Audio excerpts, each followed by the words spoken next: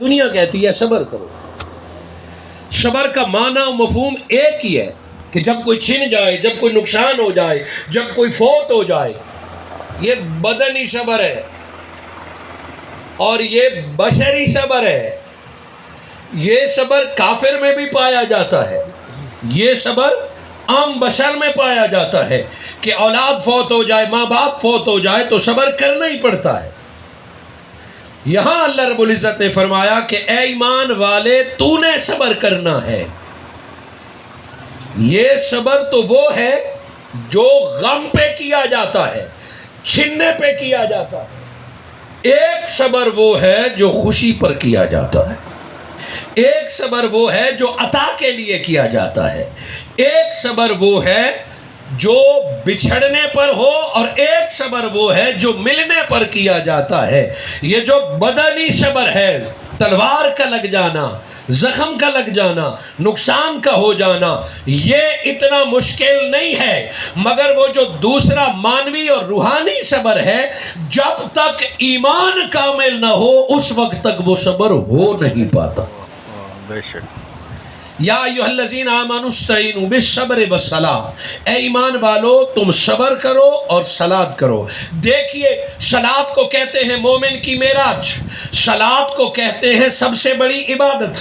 صلاۃ مومن اور کافر کے درمیان فرق، قبر اور قیامت میں پہلا سوال بھی صلاۃ کا، سب سے بڑی عبادت بھی صلاۃ کی. مگر یہاں مالک نے خود صبر کا ذکر پہلے کیا ہے، صلاۃ کا ذکر بعد میں کیا. یہ کوئی بائی چانس نہیں ہے. صبر کا ذکر پہلے ہے، صلاۃ کا ذکر بعد میں ہے. نماز بعد میں ہے، صبر پہلے. سو یہ آیت پہلا نقطہ یہ سمجھا رہی ہے کہ بے صبر بندے سے تو نماز بھی نہیں پڑھی جاتی. نماز کامل ہوتی اسی کے ہے جس کے پاس صبر کی دولت ہو، وگرنہ بے صبرہ بندہ کہتے ہیں رکو 1 منٹ میں نماز پڑھ کے آتا ہوں. بنا صبر کے نمازیں کامل نہیں ہوتی. امام اگر 2 آیتیں زیادہ پڑھ لے، امام اگر ایک سجدے کو ذرا طویل کر لے، تو پیچھے کھڑے چودھری صاحب کہتے ہیں ویلے ہیں، ادھر ہی کھڑے رہیں گے. گویا نماز میں دنیا یاد آتی ہے، نماز کے موقع پر بھی صبر نہیں ہے. سو بے صبرہ بندہ نماز کی بھی لذت نہیں پا سکتا. سو نمازیں کامل اسی کی ہوتی ہیں جس کا صبر کامل ہوتا ہے، اور جس کا صبر کامل ہو جائے اس کا ایک سجدہ اسے رب سے ملا دیتا ہے. اس نماز کو کہتے ہیں الصلاۃ معراج المومن، کہ سر زمین پہ جھکائے گا. عرش والے سے ملاقات کیسے ہوگی؟ یہ وہ نماز ہوتی ہے جس کو جام صبر پلایا ہوتا ہے، جس کو صبر سے پالا پوسا ہوتا ہے. صبر جس کا جوان ہو اسے ہر لمحے رب کی ملاقات نصیب ہوا کرتی ہے. یا ایھا الذین آمنوا استعینوا بالصبر والصلاۃ، پہلے صبر کا اہتمام کرو اور پھر صلاۃ کا کرو. آگے نتیجہ بھی سن لے، وقت کی کمی کی وجہ سے فوراً نتیجہ. اللہ نے فرمایا صبر کرو اور نماز پڑھو. نتیجہ تو یہ ہونا چاہیے کہ اللہ صابروں کے ساتھ بھی ہے اور نمازیوں کے ساتھ بھی ہے، صبر اور صلاۃ والوں کے ساتھ ہے. فرمایا ایمان والو صبر سیکھو، نماز سیکھو تو مولا کیا ہوگا؟ فرمایا ان اللہ مع الصابرین، نمازیں پڑھتے رہو میں رب پھر بھی صبر کرنے والوں کے ساتھ ہوں. نمازی رب کے ساتھ ہوتا ہے. نمازی جب نماز پڑھتا ہے تو اللہ کے پاس آتا ہے، اور مومن جب صبر کرتا ہے تو ان اللہ مع الصابرین، اللہ صبر کرنے والوں کا ہو جاتا ہے. آپ نے سماعت فرمایا کہ کسی کے فوت ہونے پر صبر کیا جاتا ہے، کسی کے بچھڑنے پر صبر کیا جاتا ہے. مگر ایک صبر ایسا ہوتا ہے جس میں نقصان نہیں ہوتا، جس میں کوئی فوت نہیں ہوتا. وہ صبر کرنا بڑا مشکل ہوتا ہے. سادہ سی مثال سمجھاؤں.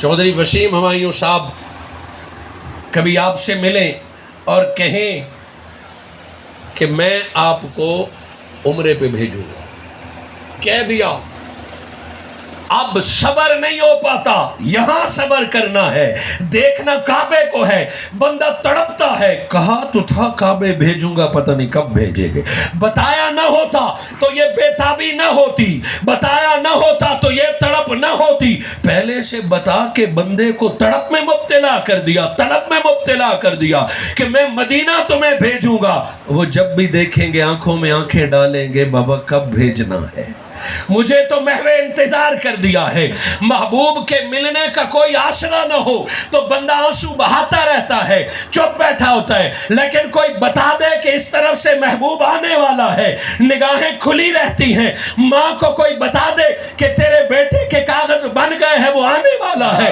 ماں روزانہ دروازے میں کھڑی ہوتی ہے، پتہ نہیں کب آئے گا۔ اب یہ ایک آزمائش ہے، یہ ایک امتحان ہے، سادہ لفظوں میں خالق کائنات نے بتایا کہ صبر کرو، یہ صبر کیسا ہے، نعمت کے لیے صبر بڑا مشکل ہے، موت پر صبر آسان ہے، ڈاکے چوری پر صبر آسان ہے، نقصان پر صبر آسان ہے، مگر نعمت کا انتظار کرنا، پھر رب کا انتظار کرنا، صبر کیا ہوتا ہے اس حسین سے پوچھ جس کو ولادت کے ساتھ ہی بتا دیا گیا، حسین تجھے رب نے اپنی شہادت کے لیے چن لیا ہے، رب نے تجھے اپنے دیدار کے لیے چن لیا ہے، پوچھنا ہے تو حسین سے پوچھ، 26 سال دن رات گن گن کے کربلا کا انتظار کیا، اور جس دن صبر پورا ہوا سر گردن نماز میں جھکا کے وَاسْتَعِينُوا بِالصَّبْرِ وَالصَّلَاةِ پورا کروا دیا۔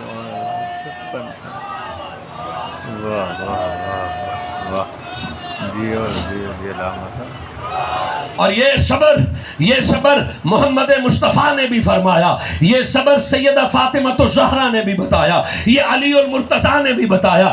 آج سیدنا امام حسین دنیا میں تشریف لائے ہیں، اور 61 ہجری میں ٹھیک 56 سال بعد شہادت ہونی ہے، 56 سال پہلے ماں کو بتا دیا تیرا بیٹا صبر ہوگا، 56 سال پہلے بتا دیا، صبر تو یہ ہے، 56 سال پہلے علی کو بتا دیا یہ جو جنت کا سردار ہے اسی کی گردن کٹی جائے گی، 56 سال پہلے محمد مصطفیٰ کو بتا دیا۔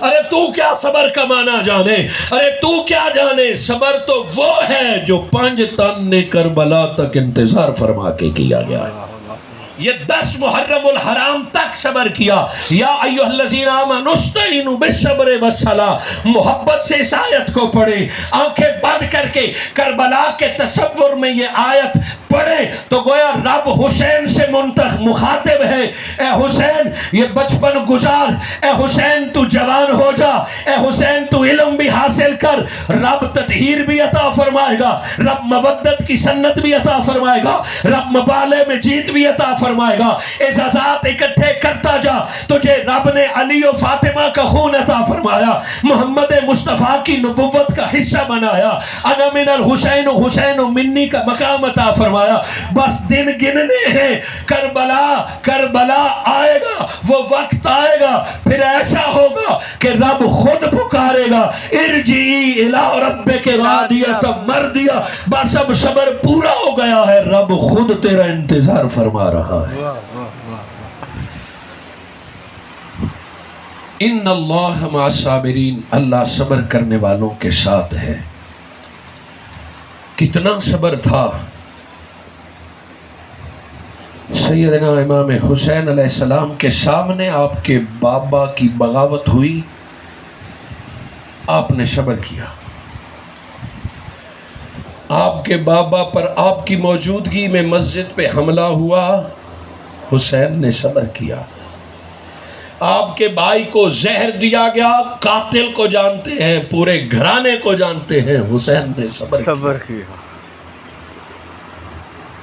مدینہ المنورہ میں ہے، بدبخت تلواریں لے کے آ گئے، امام حسین نے صبر کیا اور مدینہ سے نکل آئے، احرام بھی باندھا ہوا ہے، ذی الحج میں طواف بھی کر رہے ہیں، ظالم آنکھوں میں خون لیے وہاں بھی پہنچا، میرا حسین اتنا کمزور نہیں ہے، مگر جانا تھا کربلا تک، صبر کا جام وہیں پہ پینا تھا، سفر وہیں پہ پورا ہونا تھا۔ کربلا سے نکلے پھر بھی صبر کیا۔ 2 محرم الحرام سے پہلے امام مسلم بن عقیل کی شہادت کی خبر ملی، پھر بھی صابر رہے۔ 2 شہزادوں کے ذبح ہونے کی خبر ملی، پھر بھی صابر رہے۔ اور جب حضرت امام حسن کی چھوٹی بچی کو رستے میں اٹھا کے چوما تو بھتیجی نے کہا چچا آج تو آپ ایسے پیار کر رہے ہیں جیسے یتیموں کے ساتھ کیا جاتا ہے۔ بتائیے اس وقت میرے حسین کے صبر کا کیا مقام ہوگا۔ 2 محرم الحرام کے دن امام حسین کربلا پہنچتے ہیں، پھر بھی صبر کیا۔ آؤ آج حسین کی محبت میں جمع ہونے والوں، میرا یہ عقیدہ ہے کہ حسین اپنے ہر محبت کرنے والے کو جانتا ہے۔ بے شک بے شک امام حسین اپنے ہر محبت کرنے والے کو یاد کرتا ہے۔ 2 محرم الحرام کے دن کربلا پہنچے، دریائے فرات کے کنارے خیمے لگانے لگے، کہا یہاں نہیں لگیں گے، اچھا وہاں لگا لیتے ہیں۔ دوسرا آیا وہاں نہیں لگا سکتے، اچھا وہاں لگا لیتے ہیں۔ پتہ نہیں کئی بار کائنات کے مالک کو خیمہ لگانے نہیں دیا گیا۔ وہ جو سید العالمین کا وارث ہے، وہ جو جنت کے سردار ہیں، اسے کربلا میں خیمہ لگانے کی اجازت نہیں دی گئی۔ کتنا صبر ہے، دور پانی سے 5 میل دور خیمہ لگانے کی اجازت دی، پھر بھی امام حسین نے فرمایا عباس صبر کرو، رب نے ہمارے لیے جگہ یہی لکھی ہوگی۔ 2 محرم الحرام کے دن امام حسین نے اپنے سامان میں سے کاغذ نکالا، قلم منگوایا، کیا خط لکھنا ہے کربلا میں، چونکہ کربلا اور خطوں کا بڑا گہرا تعلق ہے۔ کوفہ کے خطوں سے لے کر کربلا کے خط تک میں ایک ہی خط کا ذکر کروں گا۔ آج 2 چک میں آنے والے حسین سے محبت کرنے والے اور حسین کے مہمان، سیدنا امام حسین علیہ السلام نے قلم نکالا، فرمایا من یعنی از حسین ابن علی، یہ خط حسین ابن علی لکھ رہا ہے، کربلا کے میدان سے لکھ رہا ہے، اور کس کو لکھ رہا ہے؟ پیارے بچپن کے دوست حبیب ابن مظاہر تجھے حسین خط لکھ رہا۔ وہ خط لکھ رہے ہیں تو کربلا میں نہیں۔ کون حبیب ابن مظاہر؟ 75 سال کا بوڑھا جو حضرت علی شیر خدا کے جوانی کے دور کے رفیق تھے، مگر انہیں حسین سے محبت تھی اور بچپن سے امام حسین کی خدمت کی تھی۔ امام حسین علیہ السلام نے خط لکھا، اور خط کے 2 جملے آپ کے دل کے قرار کے لیے کافی ہیں۔ فرمایا میرے دوست حبیب ابن مظاہر، تیرا دوست حسین کربلا پہنچ گیا ہے، خط ملتے ہی آ جانا۔ یہ دوست کو بلا رہا ہے، خط ملتے ہی آ جانا، جہاد کے لیے نہیں، جنت کے لیے نہیں۔ فرمایا حبیب جلدی آنا، خط ملتے ہی حسین تیرا انتظار کر رہا ہے، ملاقات کرنا چاہتا ہے۔ 10 محرم سے پہلے آ گئے تو دوست ملاقات ہو جائے گی، 10 محرم تک اگر نہ آئے تو پھر دنیا میں ملاقات نہیں ہوگی، پھر میدان حشر میں ملاقات ہوگی۔ اتنا سا خط تھا۔ امام حسین علیہ السلام نے وہ خط لکھا، نیچے اپنے دستخط کیے اور بھیجا۔ حبیب ابن مظاہر بوڑھا اپنے آپ کو ریٹائر کر کے اپنی زوجہ کے پاس بیٹھا ہے، خط پہنچا تو روئے اور تڑپے۔ فرمایا آج حسین نے مجھے بلایا ہے جب ان بوڑھی ہڈیوں میں کچھ نہیں رہا، میں کیا کروں گا؟ ابن زیاد باہر پہرے لگائے بیٹھا ہے، قید کر رہے، میں کیا کروں گا؟ حسین تیری دعوت کو سلام، مگر ان مشکلات میں حبیب ابن مظاہر کیسے آئے گا؟ یہ سنا تو روئے۔ زوجہ نے کہا کیا ہوا ہے؟ میں دیکھ میرے بچپن کے جگری یار حسین نے مجھے بلایا ہے، پھر میں 75 سال کا بوڑھا اب کیا کروں گا؟ اب اس پہرے کو پھاڑ کر کیسے جاؤں گا؟ سلام ان ہستیوں کو جن کو اللہ چن لیتا ہے۔ زوجہ نے کہا اچھا ایسا ہے، حبیب تو بوڑھا ہو گیا ہے، نہیں جا سکتا، بیٹھ جا۔ پگڑی مجھے دے دے، تلوار مجھے دے دے، میری چوڑیاں تو لے، مجھے گھوڑے پہ بٹھا، انشاءاللہ آخری سانس تک حسین کے ساتھ لڑتی رہوں گی۔ وہ خاتون تھی، اتنا کہا، حبیب ابن مظاہر تڑپے، گھوڑا سنبھالا، پگڑی باندھی، تلوار، میاں بیوی دونوں چل پڑے، نہ جانے کس جرت سے گئے، پہرے توڑتے گئے، ارے پہرے توڑتے گئے، سامنے حسین نے دیکھا کربلا کا منظر ہے، 6 ماہ کی مسافت ہے، جو ہی دوست کو دیکھا فرمایا وہ دیکھو میرا دوست حبیب ابن مظاہر آ گیا ہے، مسکرا کے استقبال کیا۔ وہ 75 سالہ بوڑھا جب آیا فرمایا کیا ڈیوٹی ہے؟ مقصد تو ملاقات کا تھا، آ گیا ہو، مقصد حل ہو گیا ہے۔ فرمایا نہیں اب ڈیوٹی دے۔ امام حسین نے فرمایا قافلہ اہل بیت کے دائیں طرف تلوار 56 سالہ حسین لے کے سیکیورٹی کرے گا، اور بائیں طرف والا مورچہ حبیب تمہیں دے دیا ہے۔ حبیب ابن مظاہر نے فرمایا حسین اب بے فکر ہو جا، علی کا سپاہی آخری دم تک لڑے گا، جب تک حبیب کی جان میں ایک سانس بھی باقی ہے کوئی یزید پاک بیبیوں کے قریب نہیں جائے گا۔ فقط امام حسین نے دوست کو دیکھا تو دل باغ باغ ہو گیا۔ حاضرین مکرم، کربلا کے کس کس معاملے پر صبر ہے؟ میں نے پہلے معذرت کر لی نماز عصر کی وجہ سے۔ صبر کیا ہوتا ہے بتاؤں؟ بخاری اور مسلم شریف، حضور صلی اللہ علیہ وآلہ وسلم کے چچا جان سیدنا سید الشہداء سیدنا امیر حمزہ رضی اللہ تعالیٰ، یہ میرے آقا کے چچا جان ہیں، جنگ احد میں شہید ہو گئے۔ جنگ احد میں شہید ہو گئے، میرے آقا کے بازو تھے، محافظ تھے۔ جب جنگ احد میں شہید ہوئے، وہ ظالم کیوں شہید کرنا چاہتے تھے؟ وہ بدر کا بدلہ لینا چاہتے تھے کہ سیدنا امیر حمزہ نے بدر میں ہمارے باپ دادا کو قتل کیا تھا، سو اس سے بدلہ لینا ہے۔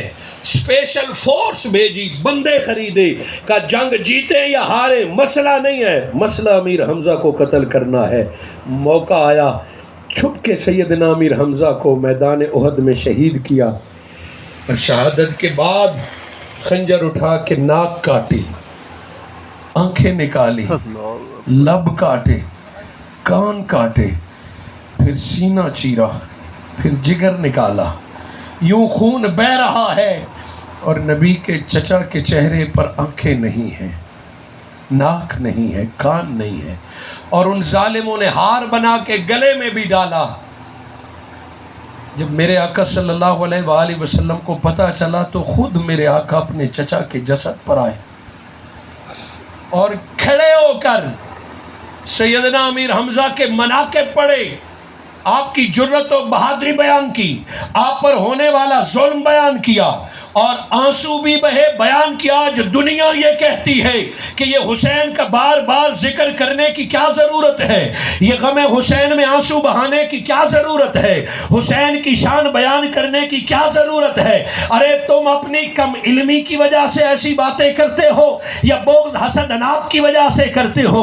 تمہارا بغض تمہیں مبارک، تمہارا حسد تمہیں مبارک۔ حسین کا نام لے کے رونا اور کربلا کے واقعات بیان کرنا، احد میں مصطفیٰ سمجھا گئے، چچا پہ میں آنسو بہاؤں گا، میرے حسین پہ تم آنسو بہانا، کوئی روکے بھی صحیح تو نہ رکنا، کہہ دینا پیاروں کا مقام بیان کرنا محمد مصطفیٰ کی سنت ہے۔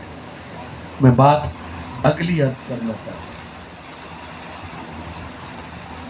ہوں، حضور صلی اللہ علیہ وآلہ وسلم کو اتنا دکھ ہوا کہ میرے آقا نے سیدنا امیر حمزہ کا 71 بار جنازہ پڑھا، 71 بار جنازہ پڑھا۔ ایک بار جنازہ ہوتا رکھنے لگتے، آپ فرماتے ہیں پھر بیٹھ جاؤ، یہ دنیا کہتی ہے بار بار ذکر حسین، بار بار مجلس حسین۔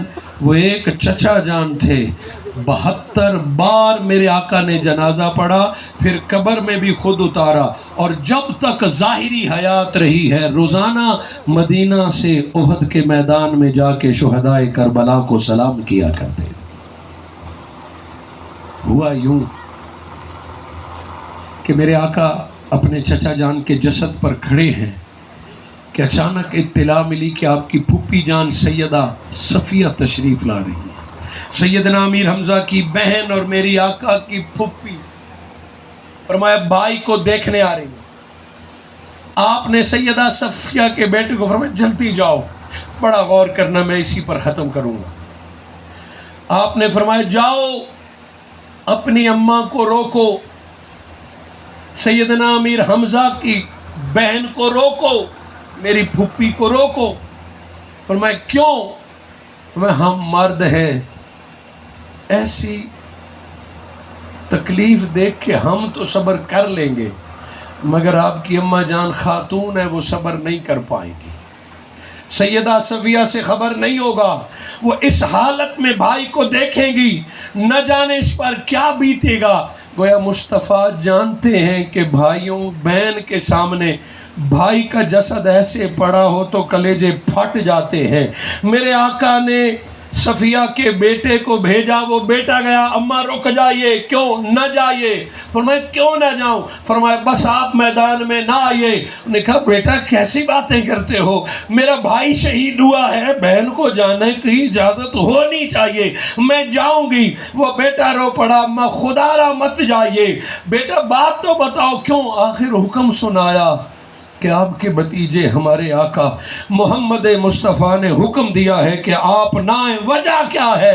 اب بیٹے نے اماں کو بتا دیا، اماں کیا دیکھیں گے، چچا کا چہرہ تو دیکھنے کا بھی نہیں ہے، ماموں کا چہرہ تو دیکھنے کا نہیں ہے، ناک نہیں ہے، کان نہیں ہے۔ سیدہ صفیہ نے سنا ہوگا تو کیا بیتی ہوگی، مگر پھر بھی وہ آ گئی، کیا بیتی ہوگی اتنا سن لیجئے۔ یہ کتب احادیث میں موجود ہے، کوئی اس کو ضعیف نہیں کہتا، کوئی اس کو موضوع نہیں کہتا، کوئی اس کو غریب نہیں کہتا۔ یہ حضرت صفیہ کا ایک بھائی تھا جس کے چہرے کو بگاڑا گیا۔ 10 محرم الحرام کی یہ وقت اور شام تھی، علی کی بیٹی حضرت زینب، حسین کی بہن حضرت زینب جب اپنے خیمے سے نکلتی ہے، ارے کیسے وہ صبر کرے۔ صفیہ کا ایک بھائی تھا، میرے آقا نے فرمایا تجھ سے برداشت نہیں ہوگا یا رسول اللہ، آج زینب کے 9 بھائی کربلا میں ذبح شدہ پڑے ہیں، ایک حسین نہیں، حسین کے 9 بھائی کربلا میں ذبح ہوئے۔ ایک مولا کائنات جس کا اب علی علی ذکر سن رہے تھے، فرمایا الذکر علی عبادہ، النظر الی وجہ علی عبادہ۔ فاطمہ الزہرا میرے آقا نے فرمایا میرے جگر کا ٹکڑا ہے، یہ پاک گھرانہ ہے۔ آج ابو طالب کا ایمان قبول کرنے کے لیے کوئی تیار نہیں ہے۔ اے ابو طالب کے ایمان پہ شک کرنے والے، ابو طالب کے 9 بیٹوں نے تیرے دین کے لیے جان قربان کی ہے، اللہ نے اسے قبول فرمایا ہے۔ ایک امام حسین علیہ السلام کا تذکرہ آپ سنتے ہیں، آئیے میں آپ کو نام گنواؤں کہ وہ کتنے حسین تھے جو کربلا میں شہید ہوئے۔ سیدہ زینب کے بھائی باپ کی طرف سے سگے بھائی تھے، سیدہ زینب فاطمہ الزہرا کی بیٹی ہیں، باپ کی طرف سے وہ سگے بھائی تھے۔ وہ کون تھا؟ اصغر بن علی۔ حسین بن علی کو رونے والوں سنو، اصغر بن علی، جعفر بن علی، عباس بن علی، عثمان بن علی، عمر بن علی، ابو بکر بن علی، عبداللہ بن علی، عبید اللہ بن علی، حسین بن علی۔ ارے وہ بھی علی کا بیٹا، وہ بھی علی کا بیٹا، وہ بھی علی کا بیٹا۔ آج ظالموں نے ایک نبی کے گھرانے کے 9 بھائی ذبح کیے۔ میں تو آپ کو یہ بتا رہا ہوں کہ بتائیے اس بہن نے کیسے صبر کیا ہوگا جس کے 9 بھائیوں کے جسد پڑے ہوں، اور وہ بھی کسی کا سر کٹا ہوا، کوئی ٹکڑے ٹکڑے، اور صرف بھائی نہیں، سیدہ زینب کے بیٹوں کے جسد بھی پڑے ہیں، قاسم و اون و محمد بھی ہیں، علی اکبر اور علی اصغر بھی ہیں، سب شہید ہو چکے ہیں، سب اپنی آنکھوں سے دیکھ چکے۔ ارے عقل یہ کہتی ہے کہ بیٹے ذبح ہو گئے تو اب ماں کو رو لینا چاہیے، بھائی ذبح ہو گئے تو اب صبر کا دامن ٹوٹ جانا چاہیے۔ اے سلام سیدہ زینب۔ امام حسین کا وقت ہے ظہر تک، امام حسین کی ولادت سے لے کر 10 محرم الحرام تک امام حسین کا صبر ہے، 10 محرم الحرام کی ظہر تک میرے بھائیوں، 10 محرم الحرام کے عصر سے لے کر قیامت تک زینب کا سفر شروع ہو جاتا ہے، صبر شروع ہو جاتا ہے۔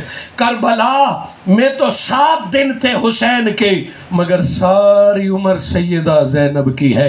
کربلا از 2 باب، یکے از حسین کا کربلا کی کتاب کے 2 باب ہیں، ایک باب کا نام حسین ہے، اور دین اور کربلا پورا تب ہوتا ہے جب سیدہ زینب کو سلام کیا جائے۔ سیدہ زینب کے 9 بھائی شہید ہوئے، مگر دلوں پر ہاتھ رکھ کے امام حسین علیہ السلام جب شہید ہوئے تو آپ خیمے سے باہر نہیں نکلی۔ یہ اگلے جملے ایسے ہیں کہ اس کے لیے بڑا دل جگرا چاہیے، مگر میں شاہ صاحب کی اجازت سے آپ کو سناتا ہوں۔ جب امام حسین علیہ السلام کو خود تیار کر کے بھیجا تو آخری لمحے میں سیدہ نے فرمایا، حسین رک، تیرے پاس میرے لیے ایک تحفہ ہے، میرے لیے تحفہ ہے، تیرے لیے تحفہ ہے۔ امام حسین علیہ السلام حیران رہ گئے۔ علی اکبر و علی اصغر و قاسم و محمد اور 9 بھائی 72 تن شہید ہو گئے، بہن نے کیا تحفہ دینا ہے؟ سیدہ زینب کی آنکھوں میں آنسو، گٹھڑی کھولی، گٹھڑی میں سے ایک کپڑا نکالا، سیدہ زینب نے ہونٹوں سے لگایا، آنکھوں سے لگایا، جب سامنے کیا تو پتہ ہے اس صبر کے پہاڑ، نماز کی شان امام حسین کے لبوں سے نکلی، آہ میری بہن، یہ تو میری اماں فاطمہ الزہرا کا دوپٹہ ہے۔ پہچان لیا۔ ایک بیٹا ماں کے دوپٹے کو کیسے بھول سکتا ہے؟ روئے تو آنسو بھی اسی سے پوچھتا ہے، چہرے پہ گرد ہو تو ماں اسی دوپٹے سے پوچھتی ہے، اور اگر بیٹے کو دنیا سے خوف ہو تو وہ بھی ماں کے آنچل میں آ جاتا ہے۔ امام حسین نے فرمایا، بہن زینب یہ تو ماں کا دوپٹہ ہے۔ فرمایا ہاں بھائی ٹھیک پہچانا ہے، یہ ہماری ماں کا دوپٹہ ہے۔ کیا جب ہماری اماں دنیا سے رخصت ہونے لگی تو مجھے بلا کے کہا، زینب یہ میرا دوپٹہ سنبھال کے رکھ، میرا حسین جب دشمنوں کے نرغے میں تنہا رہ جائے، جب حسین کے ساتھ کوئی اور نہ ہو، اس وقت میرا دوپٹہ حسین کی کمر میں باندھ لینا، اسے کہنا حسین تو تنہا نہیں ہے، فاطمہ الزہرا تیرے ساتھ جا رہی ہے۔ بتائیے بہن بھائی کے درمیان وہ کیا منظر ہوگا؟ یہ وہی جان سکتا ہے جس کی ماں قبر میں ہے اور وہ ماں کی نشانیوں کو دیکھتا ہے۔ سیدہ زینب نے جس لمحے امام حسین کا دوپٹہ مانا، میرا دل تو یہ کہتا ہے حسین ایک لمحے تو کربلا کو بھی بھول گئے ہوں گے، وہ اماں کے تصور میں گم ہو گئے ہوں گے۔ دوپٹہ باندھ کے حسین نکلے، پھر واپس نہ آئے، ندا آئی حسین شہید ہو گیا۔ پتہ ہے کیسے پتہ چلا حسین شہید ہو گیا ہے؟ نعرے لگے، سیٹیاں بجی، تالیاں بجی، مبارکباد ہو گئی کہ حسین معاذ اللہ جہنم پہنچ گیا ہے۔ سیدہ زینب ابھی خیمے میں ہے۔ کسی ماں کو روکو تو صحیح کہ اس کا بیٹا سڑک پہ بائک سے لگے، ماں دوپٹہ بھول کے نکل آتی ہے اور اپنے بیٹے کو اٹھاتی ہے۔ آج بیٹے ذبح کروانے کے بعد، بھائی ٹکڑے کروانے کے بعد، حسین کے جسد پر گھوڑے دوڑ رہے ہیں، علی کی بیٹی خیمے سے نہیں نکلی۔ پتہ ہے کیوں نہیں نکلی؟ دوپٹہ سنبھال کے گئی اور بھتیجے امام زین العابدین کو اٹھاتی ہے، بیٹا اٹھو، اب ہوش میں آؤ، بیمار کربلا اٹھو۔ فرمایا کیوں؟ فرمایا تیرا بابا حسین اب اس ظاہری دنیا میں نہیں رہا، شہید ہو گیا۔ وہ بخار میں تپتا ہوا امام زین العابدین نے جب سنا کہ ظالموں نے باپ شہید کر دیا، اٹھے جھٹکے سے، فرمایا پھپھو پگڑی دیجئے، تلوار دیجئے، کسی طریقے سے مجھے گھوڑے پہ بٹھا دیجئے، میں بابا کا بدلہ لے کے آتا ہوں۔ اٹھے تو اٹھا نہ گیا، لڑکھڑائے بخار کی وجہ سے، سینے سے لگا کے کہا بیٹا اب خود اللہ بدلہ لے گا، تیرے میرے ذمے یہی پیغام لے کے جانا ہے، بس इतना सुन ले, हुसैन दुनिया से रुखसत हो गया, अब इमाम तू है। आज दुनिया खिलाफत का मफहूम नहीं समझी, विलायत का मफहूम नहीं समझी, इमामत का मफहूम नहीं समझी। कम इल्मी की वजह से हम इन मनासिब पे झगड़ते हैं। ए ज़ैनुल आबिदीन तू अब इमाम है, पहली इजाज़त और फतवा लेने आई हूँ, सुनिए और ये पैगाम अपने घरों तक पहुँचाइए। अपने भाई की जसद की तरफ नहीं आई बल्कि अपने भतीजे के पास आई। ए इमाम वक्त, मुझे मसला तो बताइए। कहा क्या? मेरे भाई शहीद हो गए, मेरे बेटे शहीद हो गए, खेमों को आग लग गई है, मसला क्या पूछना है? फरमाया भतीजे इमाम, मसला ये बताइए